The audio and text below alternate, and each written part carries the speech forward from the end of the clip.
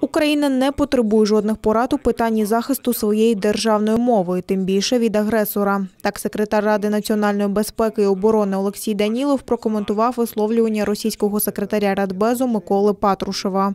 Той заявив, що прийняття Києвом закону про державну мову є продовженням русофобських дій місцевих політиків, керованих США. Данілов нагадав, що після окупації українського Криму і війни на Донбасі під кураторством і безпосередній участі російських військ Росія для українців – країна-агресор. І нова історія взаємин можлива тільки після повного звільнення українських територій, видачі військових злочинців, покарання винних у військовій агресії проти нашої країни.